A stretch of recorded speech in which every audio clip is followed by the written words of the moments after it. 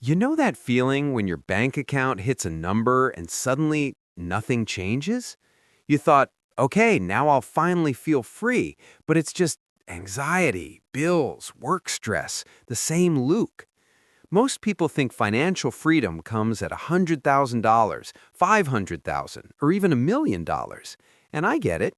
You scroll online, see someone quitting their job after hitting a magic number, and you think, I'll never get there. But what if I told you that the real turning point, the moment where your relationship with money truly shifts, isn't $1 million at all? It's $20,000, just 20 grand. Not glamorous, not life-changing overnight, but quietly, almost invisibly, it rewires your brain, your choices, and the way money works for you.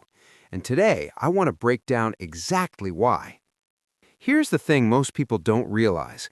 We overestimate how much money we need to feel secure and underestimate how much impact a small financial milestone can have on our psychology. Society tells us you're broke until you hit six figures. You're failing if you don't have $1 million in the bank by 40. And so we chase these numbers obsessively, thinking happiness is on the other side.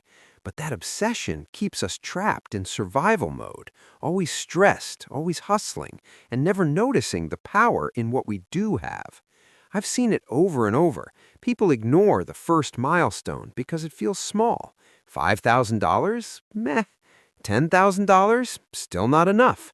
But $20,000 is different. It's the first number where your brain stops seeing money as a source of anxiety and starts seeing it as a tool, a lever to make choices instead of constantly making excuses. And here's the truth.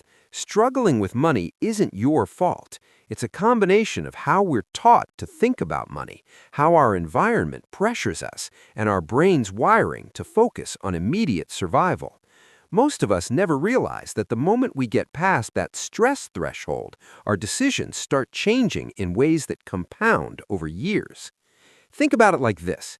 When you're below $20,000, almost every financial decision feels life or death. Paying rent, getting groceries, covering emergencies, it's a constant cycle of firefighting.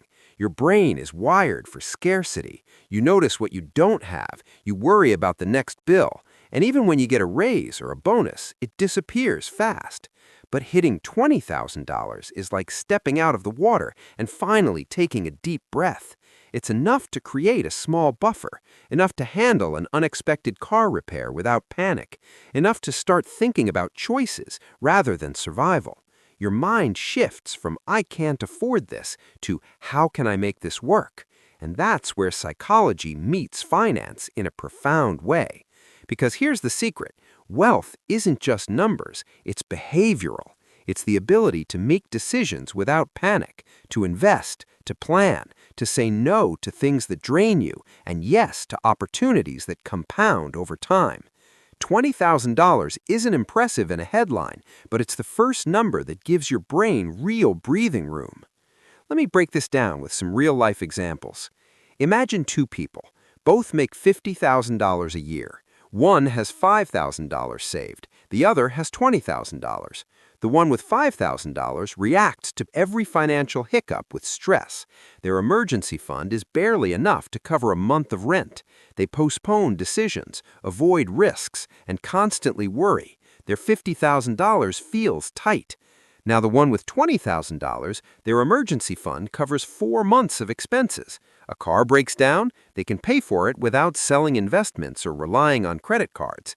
A job opportunity comes along, they can take a small risk. A new skill or side hustle, they can invest in themselves.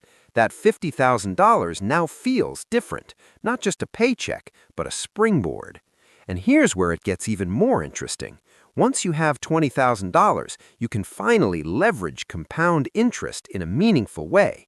Even if you just park it in a simple high-yield savings account or a conservative investment, your money begins working for you instead of you working for every dollar.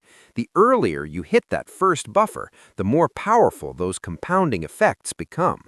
But the transformation isn't only financial, it's mental.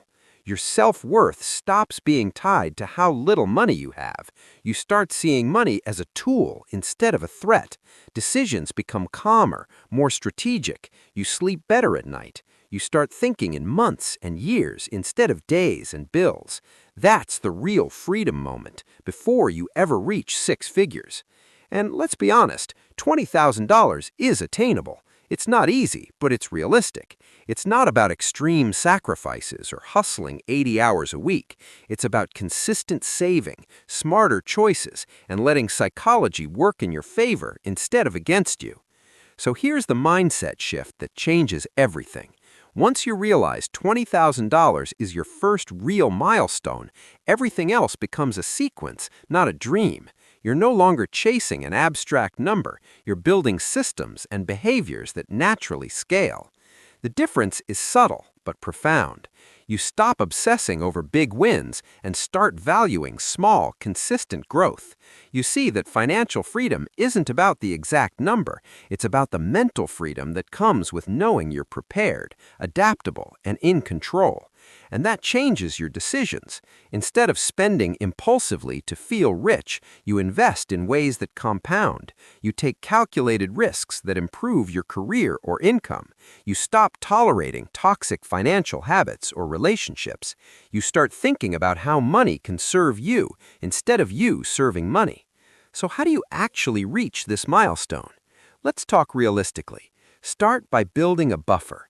Even if it's small at first, commit to saving. A few hundred a month might not sound like much, but it adds up faster than most people realize. Focus on mindset over income. You can't control your salary in the short term, but you can control how you spend, save, and prioritize. Treat money like a decision-making tool, not a scorecard for your self-worth. Embrace small, compounding wins. Open a savings account. Start a micro-investment. Automate your savings. The goal isn't to hit $20,000 instantly. It's to consistently move towards it while your behavior changes alongside it.